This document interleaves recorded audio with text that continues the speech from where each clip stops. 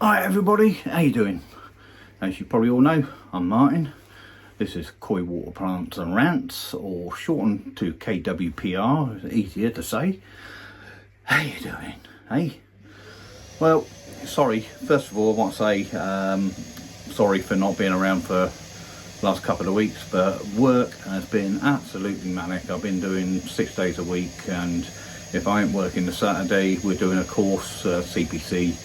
It's got to be done every now and again, so just leaves me Sunday, and as we're trying to get the house sorted, all the DIY done, decorating and up together before the actual pond season starts in full, so I can have more time to do that. I've not had much time to film anything. I've done a few snippets here and there, and that's what I'm doing here. I'm going to club all those little snippets together, put it out for you. So apologies, it's not a lot, but hope you enjoy what I do. But need a bit of brightness in the world, don't we? Done some underwater footage of the koi again. I know you guys like seeing that, but the world has gone to hell in a handcart, isn't it? Russia, Ukraine, I don't know, energy prices through the roof. Anybody had their estimate yet? I have. Yeah, it's not looking good. Unfortunately, I do see a lot of ponds closing down this year because of the huge hike in energy. Right, can anybody tell me, right, gas I can understand, right, because we import a lot of our gas, bang. So all right, I can understand, I can sort of see, not understand, but I can see where the price rise for gas is coming, and obviously the end of gas isn't too far around the corner. I think it's 4 years time you won't be able to new gas boilers. I think the government wants to wipe it out in sort of like the next 15 years, so I think gas are just whacking their prices up to get whatever they can anyway while in the time remaining. But electricity, can somebody please tell me why electricity's gone up so much? Why? All these renewables, all these wind farms we see everywhere, bloody solar panel farms. I mean, we got two around where I live. They don't supply our town, they supply London, but we got two, so they're all, I just don't understand why the energy's gone up so much, but it's gone up, and it's gonna cripple a lot of people. It's ridiculous, but I'm gonna keep going. Like I say, so it's what it is. There's not a lot we can do about it. We can do a few energy saving tips. A couple of videos ago I was sort of talking about turning down your pumps, knocking them back. If you got vary pumps, just knock them back a little bit. It's not going to hurt your filters too much. So I've got mine even on the backy shower. I've knocked that one back down now. My air pumps, yeah, all right. My moving bed I'm running 24/7 because it's a moving bed, so it needs the oxygen. But my bottom drain during winter, while the water's still fairly cool, even though I'm heated, my bottom drain's now on a timer, so it's running half a day now. Instead of running 24 hours, it's only running 12 hours a day. So, and the fish ain't none the worse for it. In the summer I may have to revisit that, but I've got the backy shower putting water in, and obviously the moving bed, you've got oxygen going into the moving bed before it returns to the pond, so who knows, might not even need it sort of on all the time still, even in the summer. But there are ways we can save money, and like I said, I cover some of them, and Martin at Devon Koi Pond was talking about a few different things you could do as well, and I think there could be more and more people coming up with bright ideas on how to save energy on your koi pond. It's something we may have to look at now. Heating, it's going to be, I know it's a choice now, but it's going to be even a bigger choice, next winter. Do I heat or don't I? I suppose it depends on what you want and what you're prepared to sort out. Excuse the noise outside, I'm doing my filter clean, but anyway. But yeah, so you got that, and obviously the war in Ukraine's making things a lot worse. I mean, I won't get too political, even though I've got the older UK and Ukrainian flag up in there. I think the British government's been a bit lacking in allowing refugees to come over from the Ukraine. It's not like they're blagging it, it's there for the world to see in black and white what's going on. And I must admit, the ex-soldier in me did sort of like just a little part of it was thinking, you know, should I sort of volunteer and get myself out of Poland and go join up? Just a little bit, but you know, 57 now. I've got a knackered knee from my last tour, active duty tour I'd done. So it's just, you know, it's not feasible. It'll probably be more of a hindrance than I would be a help. And I do know that Mrs. KWPR would not be interested. But, you know, talking for myself, and I know a lot of ex-soldiers out there probably do feel the same. There is a little bit of you in there that's thinking, you know, do I or don't I? But anyway, you know, refugees coming over, the government's just said now that, you know, they're going to support people who are going to take in Ukrainian families. I can't. I've still got 2 kids living at home. My house ain't big enough to take anybody in, but, you know, is there anybody out there who's thinking about it? Anybody who's applied to do it? You know, let me know. You know, good on you if you are. You know, you got my support. But anyway, as I said, doom and gloom. You know, a little bit of good news. We got the pond charity build, slowly moving forward. Still need some suggestions from you guys. I got one place in mind. It's Naomi's house. It's Naomi's house and Jack's place. It started off in Naomi's house and then they amalgamated with Jack's place. They're children hospices, backed up with sort of like, you know, charity sort of support and everything. I need to speak to these people, see if they're interested, but not had anything back from you guys out there, any suggestions, so I'm going to leave it open for a week and let you get any suggestions in if you know of anywhere. I know, even if it's sort of like for personal reasons, yeah, unfortunately, or if you've had, you know, work there or know somebody who works there and you think there's a children's hospice that deserves a pond to be built for them, you know, please let me know. Sorry about that, I jump out because my wife's telling me to turn off the Hoover because it's disturbing the neighbours too much. Yeah, I don't know, well, it's not that late at night, but yeah, so, you know, like I said, please, any suggestions, I'll leave it open for another week. If I don't get anything, then it'll be, in the meantime, I'm going to talk to Naomi's house and Jack's place and see what they say, see if they're interested in anything. But so, yeah. And like I said, the reason we're doing this is to give something back to those, you know, who are in less fortunate situations, shall we call it, than us, our good selves. And it's bringing the koi tubing community together, whether you're a viewer or whether you're a koi tuber and that lot. It's just to bring us all together to do something actually nice and, you know, give back to those who need. Yes, you know, it's just give you that little good special feeling inside your heart there. And it doesn't matter where you are in the country, what you're doing, or what you can do to help, whether it's just a sort of like moral support, donating any bits and pieces, any spare bits of equipment you might have, you know, whether it be pipe work, you know, old pumps or new pumps or something like that you're not using, you know, trying to get a bit of dealer support as well, or whether you're actually going to come down on the day and sort of like help out when we do it. You know, it's quite surprising, sort of, you know, quite interesting to see who sort of like does offer to help and stuff like that. And there's a lot of good people out there. You know, you are sort of fantastic people, and it's really good to see the support behind this. So I'm doing my best to try and get it off the ground. But like I said, so I'll leave it one more week for any suggestions. If not, then I'll go with my, well, hopefully, I'll go with the place I've been looking at. I've got another place as well I've got to do a bit of research on. But Naomi's house and Jack's place is the one I'm thinking of. If there's anybody out there watching who's maybe get in contact with me and let me know. So yeah, and the other good thing to look forward, and it'll be the start of the season for me, marking the start of the season for me, is the Quenny Koi event on the 26th of March. And my lovely, beautiful, super duper wife is letting me go, even though it's our wedding anniversary.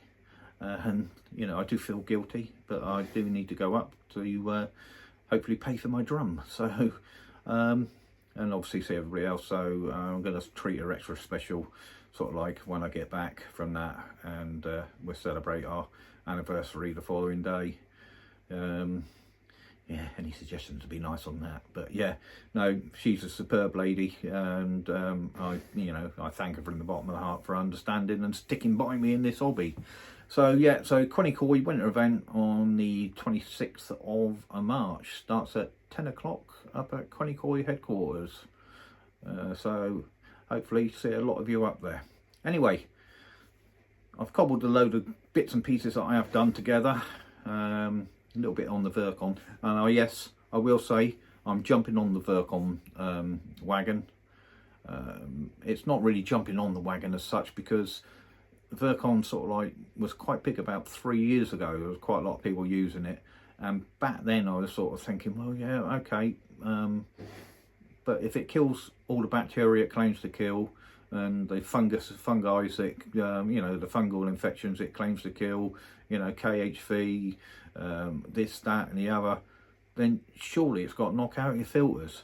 But watching the recent videos of guys that are using it, and seeing them do their water tests and finding out that the water tests are perfectly fine, when you first put it in on a big dose, maybe knock it back a little bit, but after that, your maintenance doses, it's, it doesn't seem to affect the filters whatsoever. So yeah, yeah, I've jumped on the bandwagon. I'm going to give it a go this time anyway. So yeah, all right, so on with the little video clips. Like I said, apologies again for not putting a lot together. It's just been, it's just been that time of year where work's gone manic. But I hope you enjoy what you got, and speak to you soon. Look after yourselves, everybody. On with the video. How's everybody doing? Hope the two storms, or I should say 3 storms actually, haven't affected you too bad. As you can hear, it's still blowing a hoolie down here. To be honest with you, it hasn't actually calmed down any for about 4 days. But just doing a filter clean. Should have done it yesterday, but it was blowing an absolute hoolie and absolutely chucking it down all day, so not been able to do it. So I'm a day late. I hope the fish ain't too upset. So just doing that. As you can see, yucky water, but get that done. And been following a few different people who well, let's say over the last few years, Verkon tablets have been used, and just recently more and more people seem to have been trialling them out. So not actually watched Andy up at Derby Coy's video on his results of the Verkon. I might do that in a minute before I go any further, but I did order some. It's only because, again, I've noticed that Hero the Shero's looking a bit veiny again.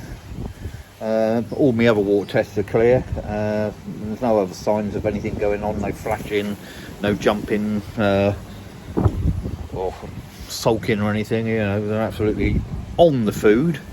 Loving the new FD build-up. I should hope so, not for the price of it, but so I may sling a few Verkon tablets in there just to see. But one thing I have got, and I don't know whether you're able to see, what are we, February? Yeah, I know I'm heated, but spinning around. Yeah, I don't know whether you can see in there, but I know, sorry for the reflection, but yeah, there's blanket weed. Yeah, I know I'm heated, but yeah, got some blanket weed going on in there, starting to come into the filter a bit. But yeah, look, Japanese paper bush out in full. Whoa, month early.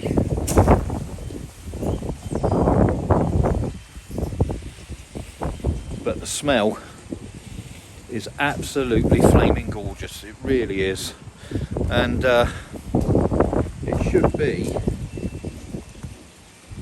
it should be sort of like about a month later, so you're getting sort of like some warm spring evenings where you can open up the windows and just let the scent waft in. So this year we're going to miss all the lovely smell because the flowers will be gone over by the time the warmer weather comes, which is unfortunate. Nothing else out in the garden. Out the back here, yeah, the hydrangea is starting to come into bud. Around the front though, the quince, Japanese quince is coming out into flower, which is, yeah, maybe a couple of weeks early to what it is, probably is. Yeah, my lid just went for a burn there. So I'm going to have to put some treatment in for the blanket weed, because it is getting into the filters a little bit. And but because of the winds, my summer house has become a temporary greenhouse, because I've had to put the cloud tree and I can't remember the name of this, but got the catkins. I have to bring them in because they're in pots, not in the ground, or not in heavy pots at the moment. So I've just been out and brought some proper sort of like bonsai pruning shears for this. So once the growing season starts, I can give it a prune, and then we can get it into a pot. And just not too bad. This one's probably a bit dry. No, it's still fairly wet. So, and the spinner windmill things in here. So, yeah, can't get in there at the moment. But anyway, get on with the filter clean and take it from there.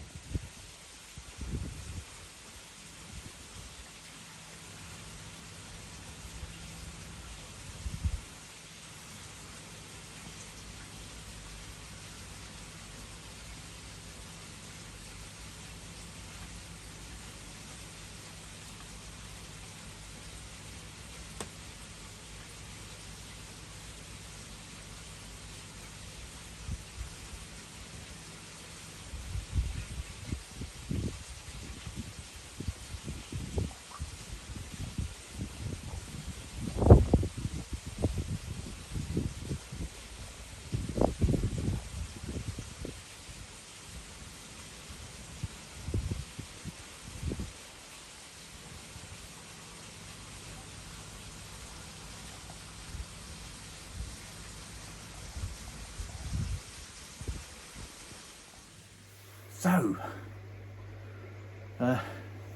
obviously enjoyed their orange, as I said. Anyway, what a difference a couple of days make, eh? I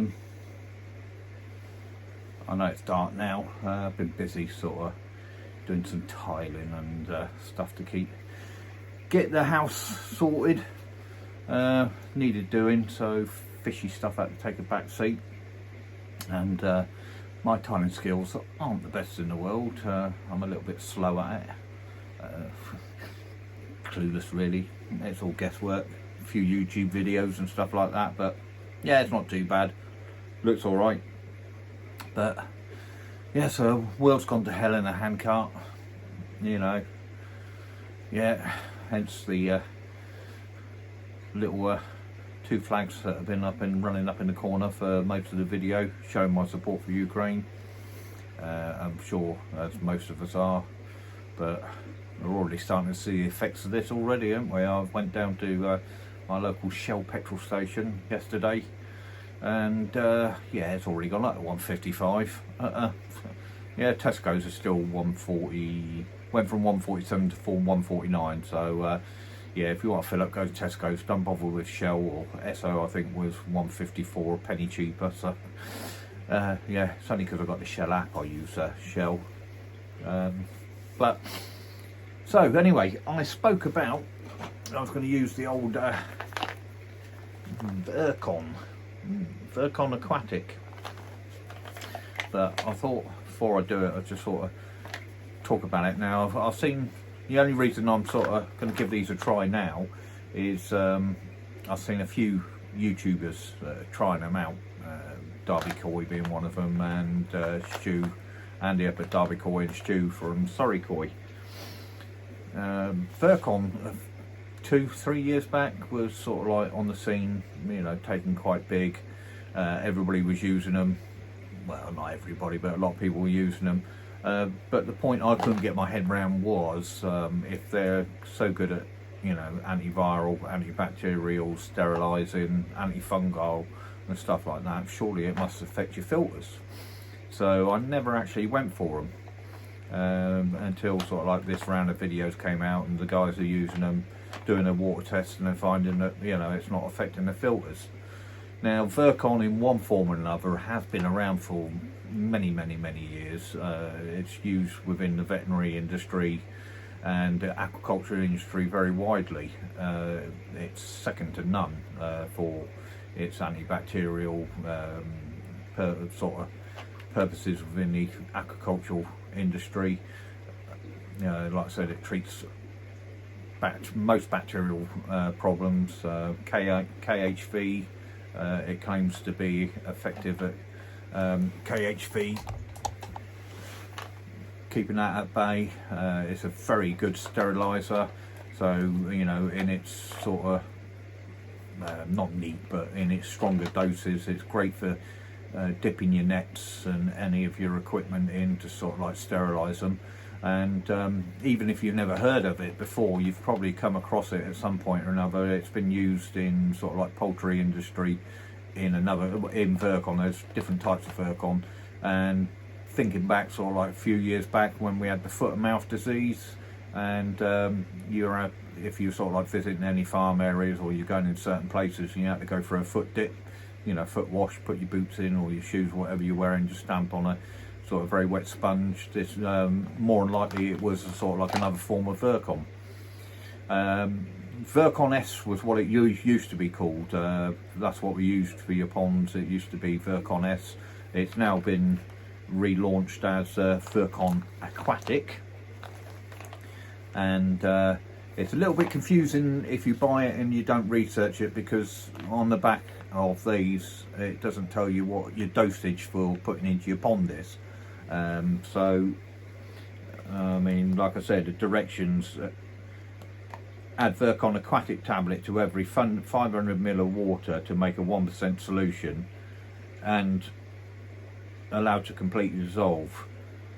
And so basically that's the 1% solution is for sterilising equipment and stuff like that. But if you go online and have a look around, sort of like the dealers that sell this, they give you a good write out about it all, telling you all about its history and stuff like that, what it's used for, what it can sort of see off, and also gives you the right dosage. Now, your normal sort of like maintenance dosage is 150 gram tablet for every 5,000 litres or 1,000 gallons.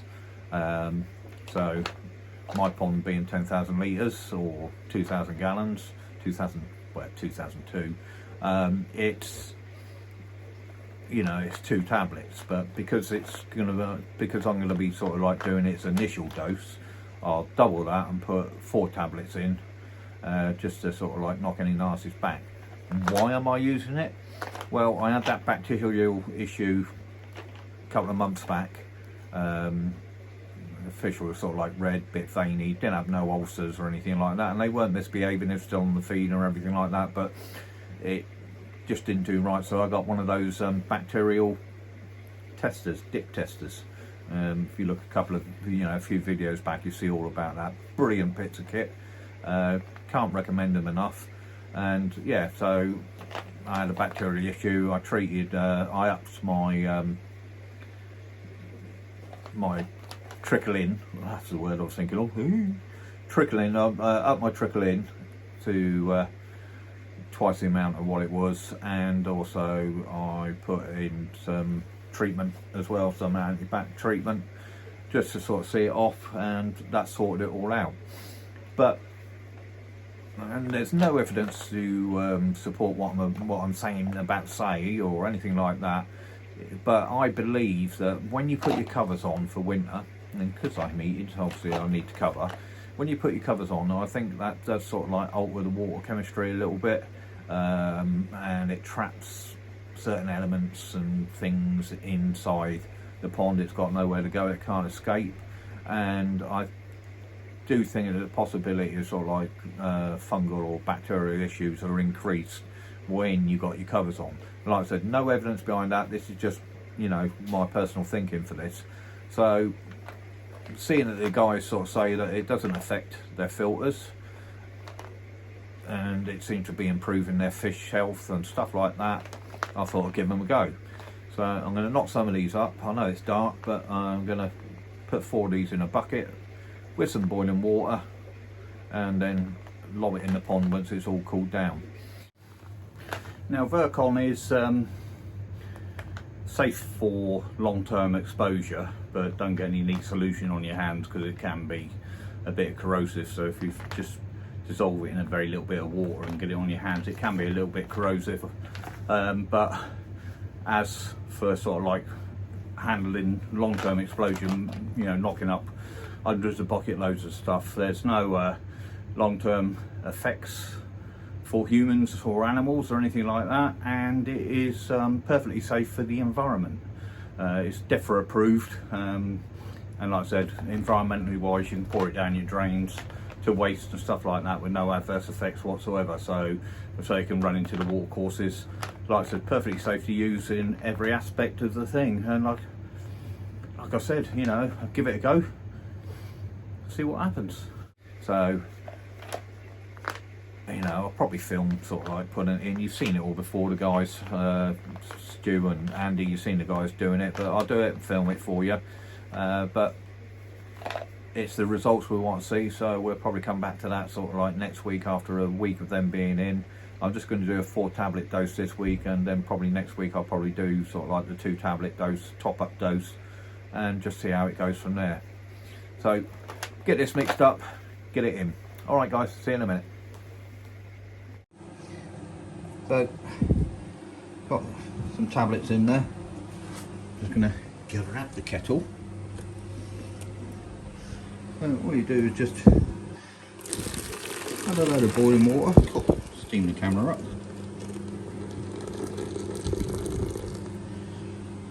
Put that back. Have a cup of tea. And let it do its bit. Reminds me of the old advert back in the day. Plink Plink Fizz. Remember the old Andrews Alka-Seltzer? Bubbling away, some witchcraftery going on there, and then it's just a case of let that cool down. Oh, steaming up. So just let that cool down, it's steaming away. Or I might have had a bit of cold pond water to it.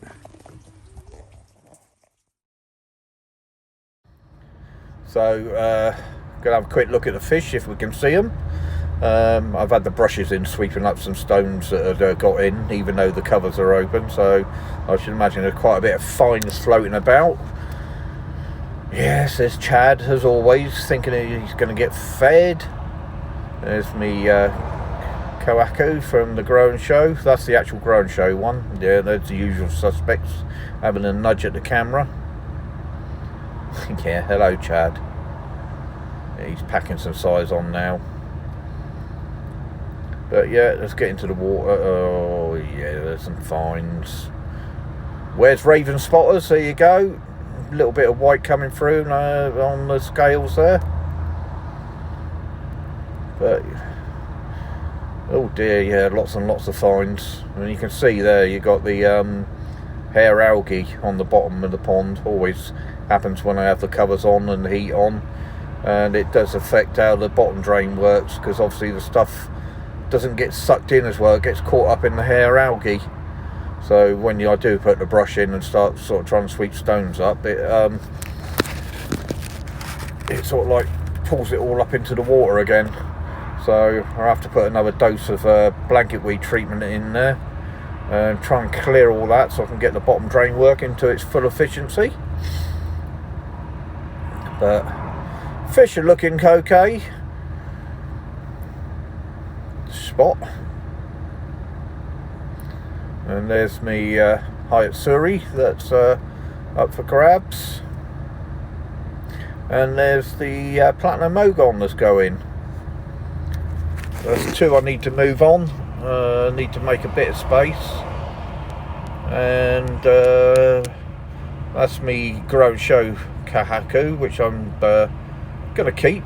I am quite liking him, and he's putting on some size. Be interesting to see what I get when the covers come off, how much he's grown over winter. The other one I might move on, because obviously I've got Kirsty, who's getting a big girl now, if we can see her. And then obviously I've got the one that's actually in the Grow and Show competition, and the other one I picked up from Madam Buyer, which is another one I purchased. It's not actually in the Grow and Show competition, so that's the Grow and Show one again.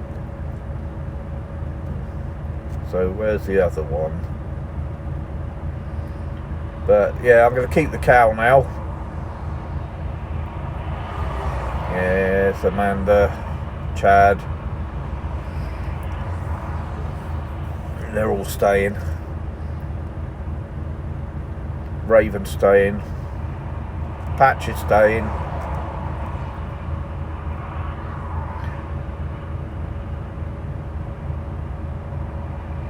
There's the man. There's Kirsty. She's a lovely fish. But it weren't for that little bit of patch on Kirsty's, just a little bit of patch spenny on her down by the tail there. She should be a perfect 3-step. Oh God, where is it? Come on. See, there's Amanda. There's that little patch on the belt there. There's the cow. But no, can't see any problems with the fish. They're all looking pretty healthy. No bumps. There's the Hyatt Suttery. Like I said, that's the one that's going. There's Nigoshki. I was hoping it'd be a bit darker. Maybe next year it'll darken up.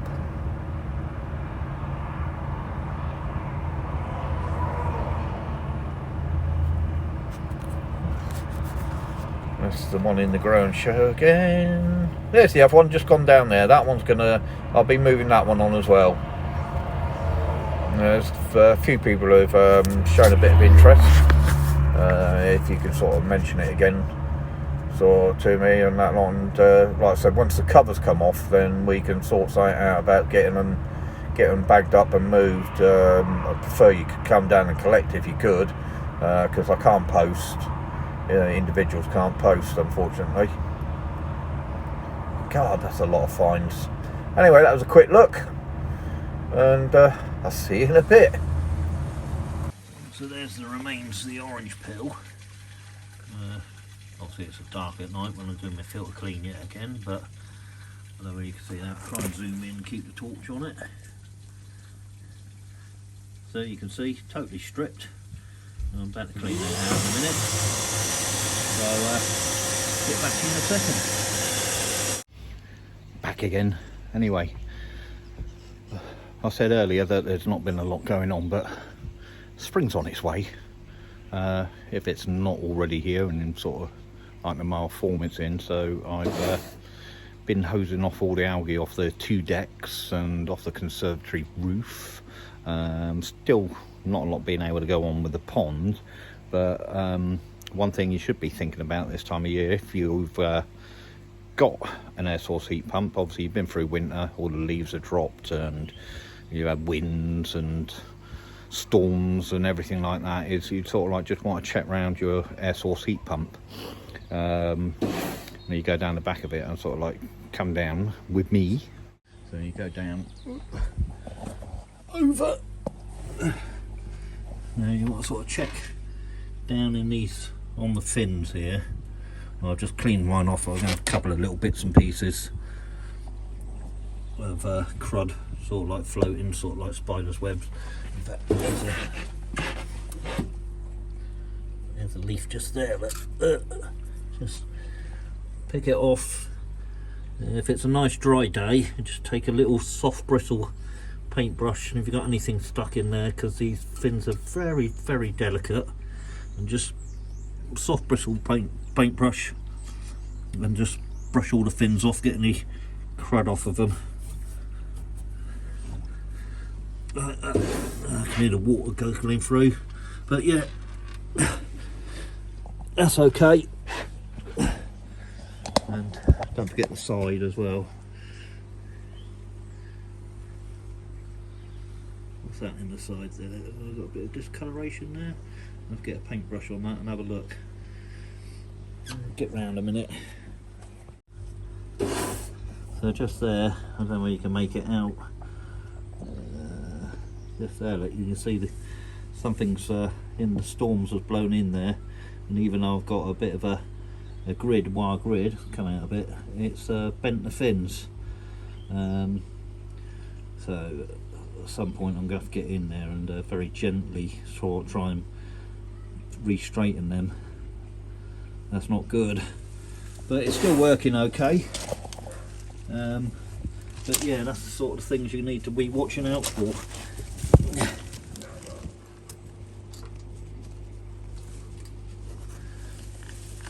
So, otherwise it won't work at its optimum efficiency. And then just give the casing a wipe off. Just, well, that's up to you.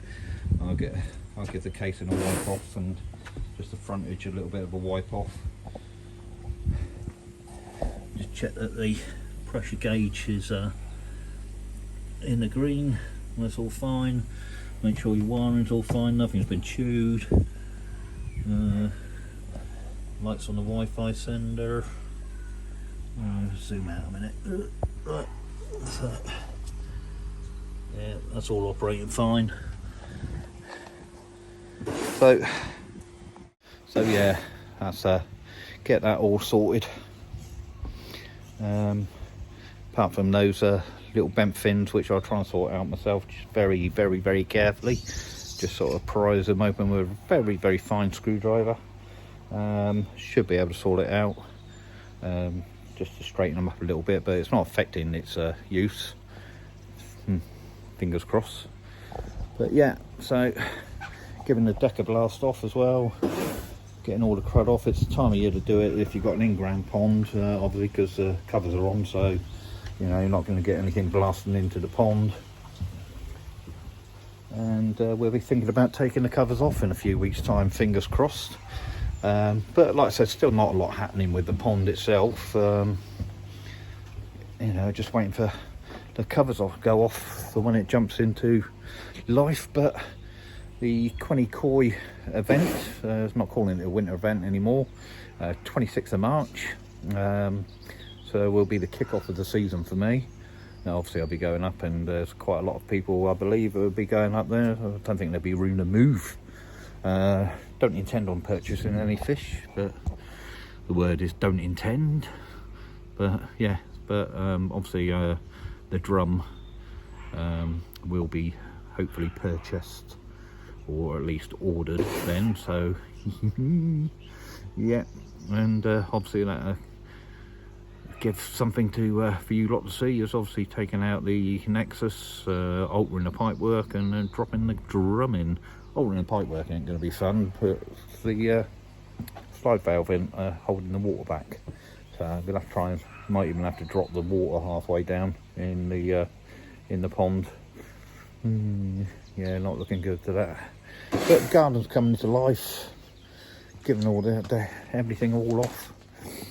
So remember, check your air source heat pumps, check your fins, make sure they're unblocked, and check for any damage, storm damage. And if you want to leave it up to professionals, that's fine. Any bent fins, like I said, you shouldn't really touch them because they're very dead cut. But if you've got a nice steady hand and you've got a bit of a bent one, you can very carefully straighten them up a little bit. All right, catch you in a minute.